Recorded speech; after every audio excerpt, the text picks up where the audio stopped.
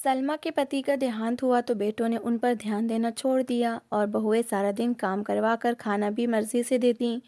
तो एक दिन वो मस्जिद के इमाम के पास गईं और कहने लगी, ज़कात के पैसे देने वाला अगर कोई हो तो मुझे दे दिया करें। तो इमाम साहब ने उसकी ये हालत देखकर सलमा से निकाह कर लिया। और जब ये बात सारे मोहल्ले में फैल गई तो बहुओं ने कहा कि अम्मा का मौलवी से चक्कर था और इसी ने अब्बा को मरवाया था। ये सुनकर बेटे सलमा और मौलवी को मारपीट कर मोहल्ले से निकालने लगे। सलमा की आंखें आंसुओं से भीग चुकी थीं कि तभी एक जोरदार चीख। आज सुबह से बहुत ठंड पड़ रही थी। कोहरे ने चारों ओर अपना डेरा जमाया हुआ था। सूरज तो कई दिन से निकला ही न था। उस तेज ठंड वाली दोपहर में सलमा नल के पास बैठी कपड़े धो रही थी। उसकी आंखों से आंसू बहने लगते तो वो कपकपाते हाथों से दुपट्टा थाम कर अपने आंसू साफ कर लेती और जल्दी जल्दी कपड़े धोने लगती। दोनों बहुओं ने अपने पति और बच्चों के हफ्ते भर के कपड़े धोने के लिए उनके हाथ में थमा दिए थे। तेज ठंड की वजह से उसकी नाक और आंखों से मुसलसल पानी बह रहा था, मगर मना करने की हिम्मत किसे थी। उसके पति को गुजरे हुए 2 महीने हो चुके थे और उन 2 महीनों में सलमा की हैसियत उस घर में किसी तिनके से भी कम हो चुकी थी। जिस समय वो कपड़े धोकर हटी, रात का अंधेरा चारों ओर फैलने लगा। सलमा के घुटनों में तेज दर्द हुआ। उसे अपने शरीर में दर्द भी महसूस हो रहा था। शायद मुझे बुखार होने वाला है, सलमा ने सोचा और तार पर आखिरी जोड़ा फैलाकर अंदर चली आई, जहां गर्म कमरे में उनकी दोनों बहुएं मूंगफली खाते हुए एक दूसरे से बातें कर रही थीं। कितनी देर लगा दी अम्मा आपने? चलें अब जल्दी करें, खाना बना दें, गैस तो खत्म हो गई है। यहाँ किचन में लकड़ियाँ वाला चूल्हा जलाया तो कमरे में धुआं भर जाएगा।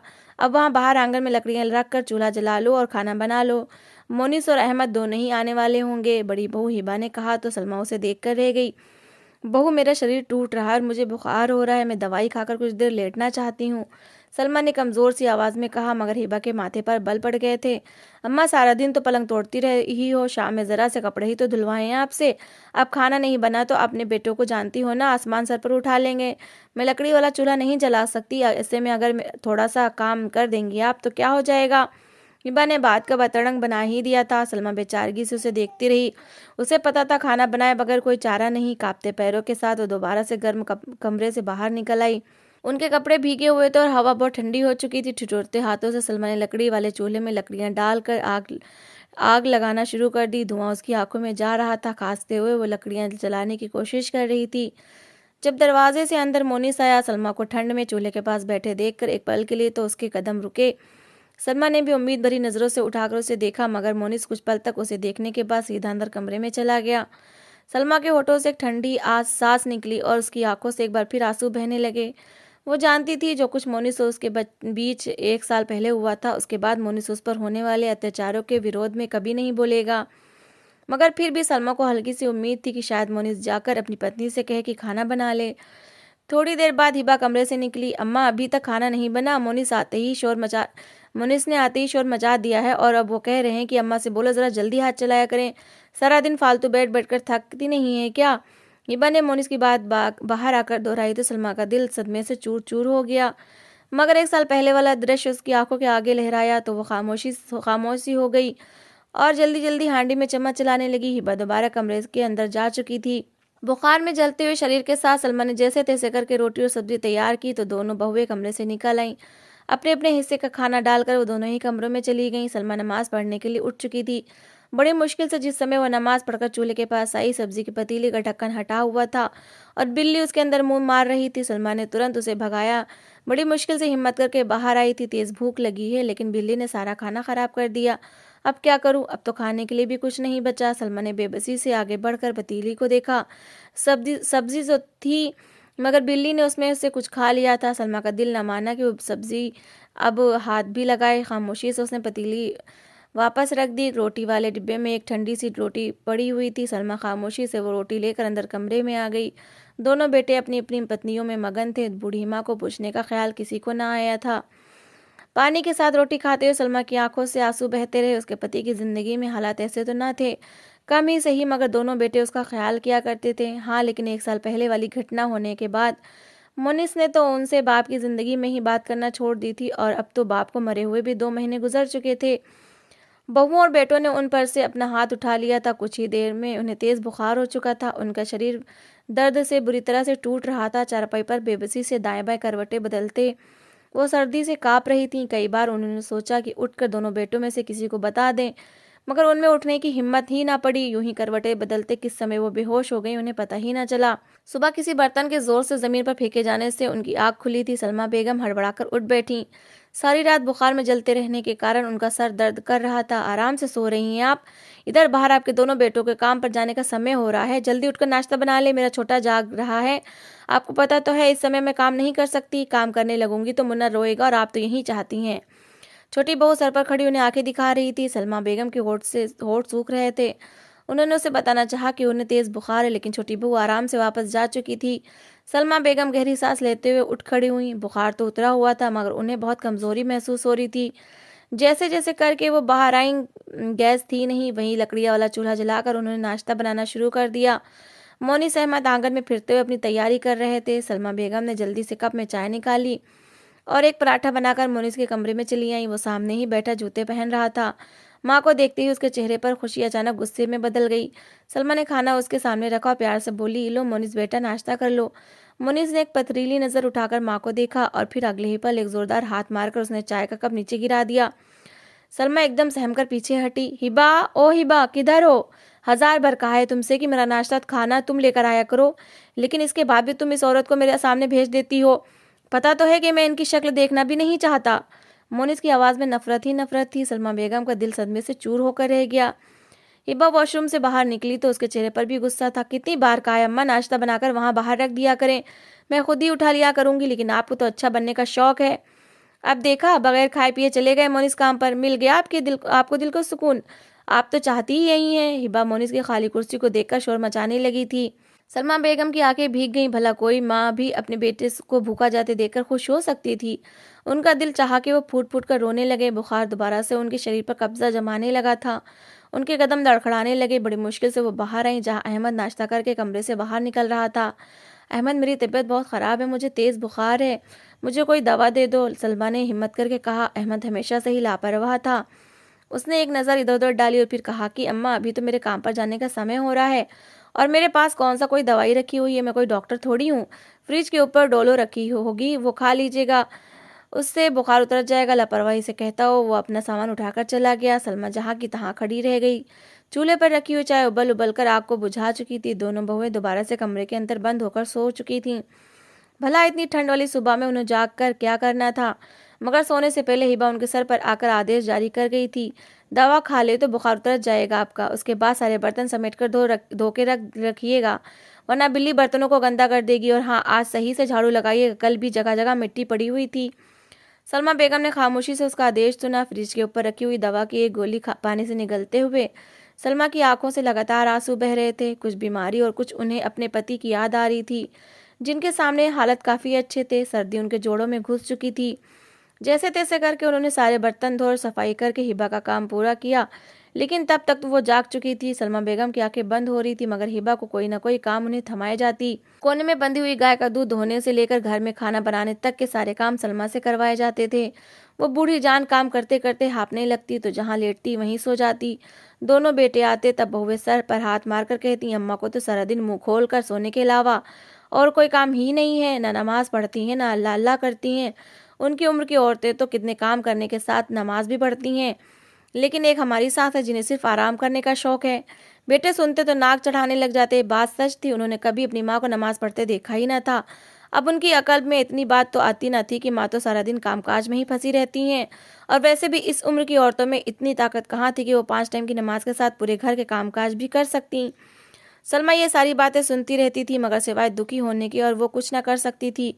जैसे तैसे करके दिन तो कट काट ही लेती थी, लेकिन उसके दिल पर सबसे बड़ी चिंता उस समय लगती जब उन्हीं से खाना बनवाकर उन्हें सबसे आखिर में खाना दिया जाता। आलू परवल बनता तो सारे परवल निकाल कर आखिर में बचे हुए थोड़े से आलू उनकी प्लेट में डालकर हिबा उनके हाथ में थमा देती। कभी बच्चों की बचाई हुई आधी रोटी उनके हाथ पर रख दी जाती और ऊपर अचार का टुकड़ा रख देती। अम्मा, सब्जी खत्म हो गई है, बस आज इसी से ही गुजारा कर लें। सलमा खामोश रह जाती। इतना भी न कह सकती थी कि कुछ ही देर पहले तो उसने पतीला भरकर सब्जी बनाई थी। आखिर वो सब कहाँ गई? इतना तो जानती ही थी कि हिबा खामोशी से वो सारा खाना डोंगे में डालकर उलट कर अपने कमरे में ले जाया करती थी। उस दिन भी ऐसा ही हुआ। सलमा पूरे घर के कपड़े धोकर हटी तो हिबा बाहर से चिकन लेकर अंदर आ गई। अम्मा चिकन लाई हूँ, जल्दी से इसकी बिरयानी बना दे, मोनिस ने जाते समय फरमाइश की थी। मेरी तबीयत का तो आपको पता है ना, मीट देखकर मुझे मतली होने लग जाती है, वरना मैं खुद ही बना लेती। हिबा ने सारा काम उनके सर पर रख दिया। खुद वो 4 महीने की प्रेग्नेंट थी और उसे अच्छी तरह पता था कि मोनिस को बच्चे की कितनी इच्छा है, इसलिए वो हर समय ही अपनी प्रेगनेंसी को हथियार बनाए रखती और सारे काम सलमा के सर पर डाल दिया करती थी। सलमा ने मोनिस का नाम सुना तो उनके दिल में उम्मीद की एक किरण जागी, शायद आज मेरे हाथ की बनी बिरयानी खाकर उसका दिल मेरे लिए नरम हो जाए। मैं खुद उसे बताऊंगी कि मैंने कितने प्यार से उसके लिए खाना बनाया है। सलमा ने जल्दी से सामान पकड़ा। थकावट के बाद भी उन्होंने बहुत दिल लगाकर बिरयानी तैयार की। उन्हें भूख भी लग रही थी। सुबह भी नाश्ते में उन्हें सिर्फ चाय के साथ हिबा ने 2 बिस्किट ही दिए थे। अभी उन्होंने बिरयानी को दम लगाया ही था कि हिबा अंदर से बाहर निकली। अम्मा, ये मेरी अम्मी के कुछ कपड़े मेरे पास रखे हैं, ज़रा फटाफट जाकर उन्हें दे आइए, अभी तो बिरयानी का दम खुलने में समय है, हिबा ने आराम से कहा। तो सलमा उसे देखती रह गई। उनके बूढ़े घुटनों में तो अब इतनी शक्ति न थी कि मोहल्ले के बिल्कुल आखिरी सिरे पर उसकी माँ के घर कपड़े देने जाती, मगर हिबा को इनकार भी नहीं कर सकती थी। उन्होंने खामोशी से थैला पकड़ लिया और चप्पल घसीटते हुए घर से बाहर निकल आई। उनकी कमर थकावट के मारे झुकी जा रही थी। हिबा की माँ भी बिल्कुल उसी तरह की बदतमीज और जाहिल थी। उन्होंने सलमा को चाय पानी तो दूर बैठने तक का न कहा। सलमा को तेज भूख लग रही थी। हिबा की माँ जो जमाने भर की बातें उनसे करना शुरू हुई तो फिर चुप ही ना हुई। थक कर सलमा उठ गई। बहन, मुझे आज्ञा दो, मेरा मोनिस आगे आने वाला होगा, मैंने उसे जाकर खाना भी देना है, सलमा ने कहा। तो हिबा की माँ बुरे बुरे मुंह बनाने लगी। हाँ जाओ भाई, मैं कौन सा तुम्हें यहाँ बांध कर रख रही हूँ, हमें भी बड़ा पता है कि मुन्नी तुमसे कितनी बात करता है, वो तो तुम्हारी शक्ल भी देखना नहीं चाहता। उसकी बड़बड़ाने की आवाज़ सलमा ने साफ सुन ली थी। उन्हें दुख सा हुआ। मोनिस उनसे नफरत करता है, ये बात उनके दिल पर किसी चोट की तरह लगती थी, मगर दिल कड़ा करके वो बाहर निकल आई, जल्दी जल्दी कदम उठाते हुए। जिस समय अपने घर पहुंची, भूख के मारे उनका बुरा हाल था। घर में सन्नाटे का राज था। शायद मोनिस खाना खाकर चला गया। सलमा ने मायूसी से सोचा और अपना खाना निकालने के लिए पतीली की ओर बढ़ी, लेकिन हैरान रह गई। पतीले के अंदर चावल थे ही नहीं, सिर्फ तली में लगी हुई खुरचन बाकी थी जिसमें पानी डालकर रख दिया गया था। सलमा ने घबराकर दाएं बाएं देखा, शायद उनके हिस्से के चावल कहीं पर रखे हों, मगर पूरा किचन खाली था, कहीं पर भी खाना न था, सिर्फ गंदे बर्तनों का ढेर जमा था। सलमा घबराकर किचन से बाहर निकल आई। सामने ही हिबा खड़ी थी। बेटा, क्या मेरे लिए खाना नहीं बचा? मुझे बहुत भूख लग रही है, सलमा ने शर्मिंदा होते हुए कहा। तो हिबा पहले तो चौंकी। उसे याद आया, थोड़ी देर पहले तो पूरे घर ने मज़े ले लेकर वो बिरयानी खाई थी। उसने तो सोचा भी ना था कि सलमा के लिए भी खाना बचा कर रखना है। वैसे भी वो सास को इतनी अहमियत देती कब थी कि उनके लिए कुछ करती, लेकिन ये सब कुछ वो मोनिस के सामने तो स्वीकार नहीं कर सकती थी। यह एकदम उसके माथे पर बल पड़ गए। अम्मा, चूल्हे के पास ही तो आप बैठी थी, मुझे लगा आपने खाना खा लिया होगा, कितनी लालची हैं आप, खाया होगा आपने, बस आपने जब देखा कि आज बिरयानी बनी है तो सोचा दो दो बार खा लेती हूँ।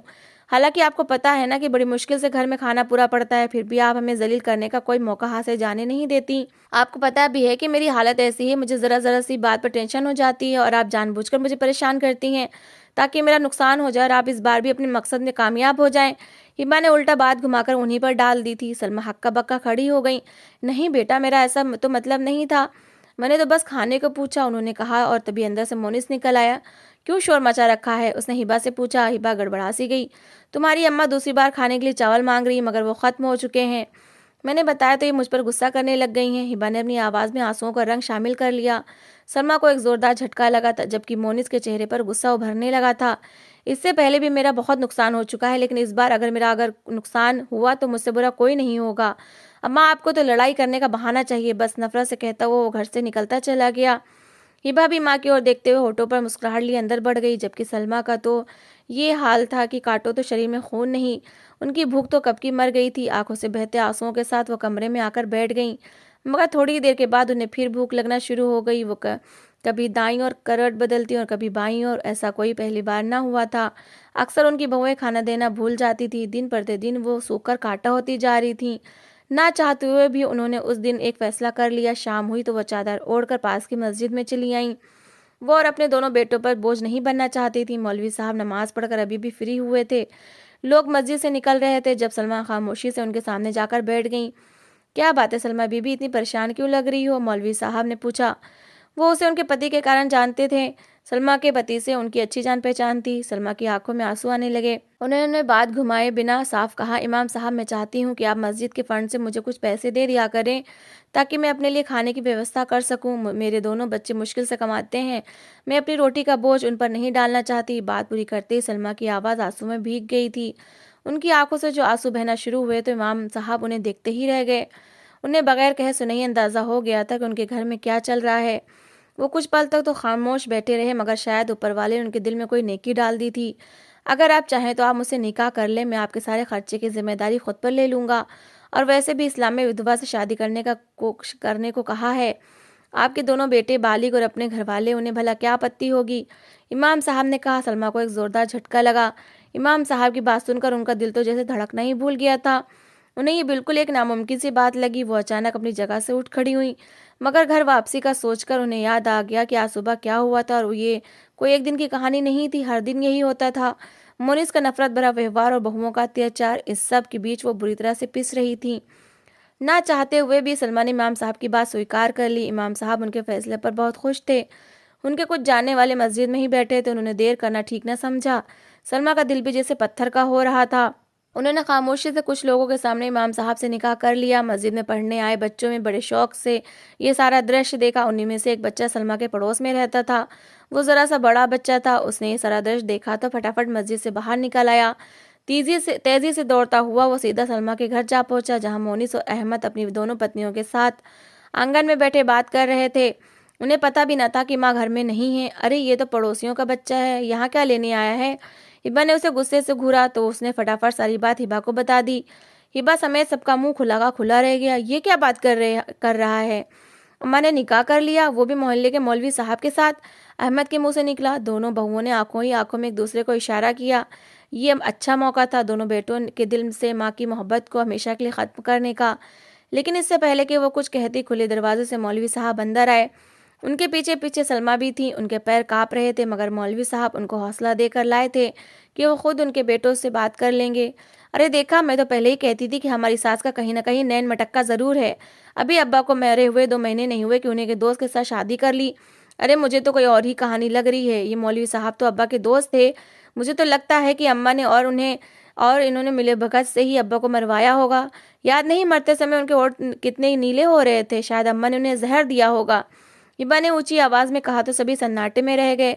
मोनिस के चेहरे पर नफरत फैल गई और सलमा के कदम भी जैसे जमीन पर गड़गड़ गड़ कर रह गए। नहीं बेटा, ऐसी कोई बात नहीं, उन्होंने बड़ी मुश्किल से बोलना चाहा, लेकिन मोनिस लपक कर आगे बढ़ा। उसने मौलवी साहब को जोरदार धक्का दिया और आगे बढ़कर सलमा का हाथ दबोच लिया। बिल्कुल सही नफरत करता था मैं आपसे। जिस रात आपने मेरी पत्नी को हलीम बनाने को कहा था और हलीम बनाते हुए उसका बच्चा गिर गया था, मैं समझ गया था कि आपने जानबूझकर मेरे बच्चे को मारा है। इसलिए मैं आपसे हमेशा नफरत करता आया। मुझे क्या पता था कि आपने तो मेरे बाप को भी खून किया था।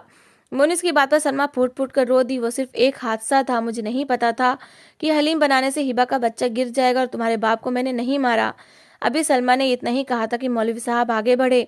वो मोनिस को समझाना चाहते थे। मोहल्ले के लोग भी उनके मकान के आसपास जमा होना शुरू हो गए थे। सभी खुले दरवाजे से झांक झांक कर ये सारा दृश्य देख रहे थे। बेटा, अपनी माँ से ऐसी बात मत करो, उन्होंने सिर्फ सहारे की खातिर दूसरी शादी की है, मौलवी साहब ने कहा तो अहमद लपक कर उनका गिरबान थामकर बोला, इस सारे खेल में तू भी बराबर का हिस्सेदार है बुड्ढे। बड़ा मौलवी बना फिरता है और इस उम्र में निकाह करता है। तुम दोनों का इलाज तो मैं करता हूँ। अहमद ने उन्हें गिरबान से पकड़ा और घर से बाहर घसीटने लगा, जबकि मोनिस ने माँ का हाथ थाम रखा था। दोनों बहुएं मुस्कुराती हुई पीछे पीछे आ रही थी। सलमा की मिन्नत का किसी पर कोई असर न था।